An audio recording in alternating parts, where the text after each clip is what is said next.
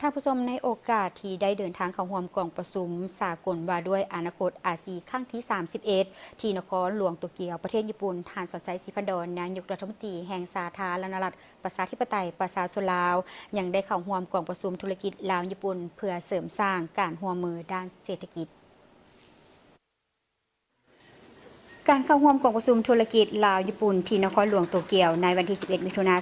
2026 แม้นส่วนหนึ่งของการเยี่ยมยามญี่ปุ่นของทานนายกรัฐมนตรีแต่วันที่ 10-12 มิถุนายน 2026 กองประชุมดังกล่าวได้จัดขึ้นในบรรยากาศแห่งการก้าเกี่ยมเฉลิมฉลองวันสร้างตั้งสายพัวพันการทูตระหว่างสาธารณรัฐประชาธิปไตยประชาชนลาวและญี่ปุ่นครบรอบ 71 ปีในปีนี้ซึ่งกลายเป็นการยั่งยืนถึงมิตรภาพอันยาวนานและการเป็นคู่ร่วมมือยุทธศาสตร์รอบด้านที่นับเข้าสู่ล่วงลึกท่านสอนไซศรีพันดรได้กล่าวเปิดกองประชุมโดยได้เน้นหนักถึงความสำคัญของการร่วมมือด้านเศรษฐกิจระหว่างสองประเทศท่านได้แสดงความสมเสยต่อการประกอบส่วนของภาครัฐและภาคธุรกิจของลาวและญี่ปุ่นที่ได้ประสานสมทบกันจนสามารถจัดกองประชุมที่มีความหมายสำคัญในครั้งนี้โดยท่านได้นำพาคณะผู้แทนทั้งจากภาครัฐและภาคธุรกิจของลาวที่มีท่าแหงเพื่อมาพบปะและแลกเปลี่ยนร่วมกับภาคธุรกิจของญี่ปุ่นเพื่อสร้างเงื่อนไข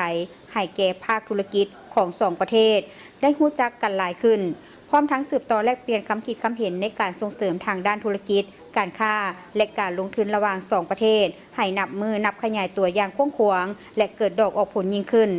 ท่านได้เน้นว่า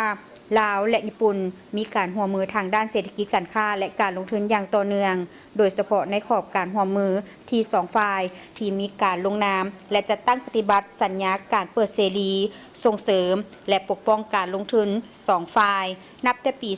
2008 นอกจากนี้ยังมีการร่วมมือในขอบอาเซียนญี่ปุ่นและสัญญาคู่ร่วมมือเศรษฐกิจแบบรอบด้านระดับภาคพื้น RCEP ที่มีผลบังคับใช้ในปี 2021โอกาสนี้ทางสอนไซศรีพันดรได้เสื้อเสริญบรรดาวิสาหกิจของญี่ปุ่นที่มีความสนใจหรือกำลังศึกษาความเป็นไปได้ในการลงทุนอยู่ลาวพิจารณาเลือกเอาลาวเป็นหนึ่งในจุดหมายปลายทางของการลงทุนโดยเฉพาะการลงทุนในแขนงการที่สาธารณรัฐประชาธิปไตยประชาชนลาวมีท่าแหงเซ็น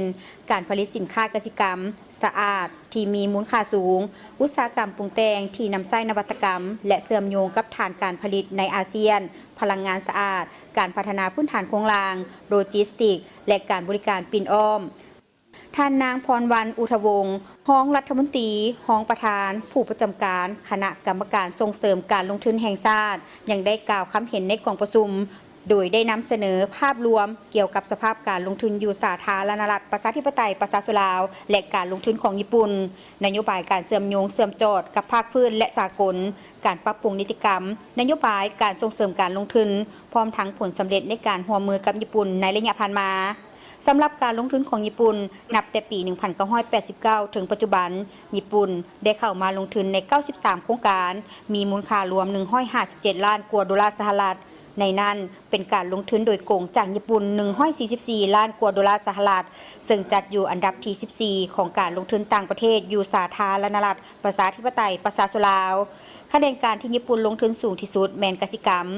59 ล้านดอลลาร์สหรัฐอุตสาหกรรมและหัตถกรรม 30 ล้านดอลลาร์สหรัฐอุตสาหกรรมปรุงแต่งผลิตภัณฑ์จากไม้เกือบ20 ล้านดอลลาร์สหรัฐการบริการ 13 ล้านดอลลาร์สหรัฐและตัดยิบ 5 ล้านดอลลาร์สหรัฐนอกจากนี้ยังมี 61 บริษัทญี่ปุ่นลงทุนในเขตเศรษฐกิจพิเศษมีทุนทั้งหมด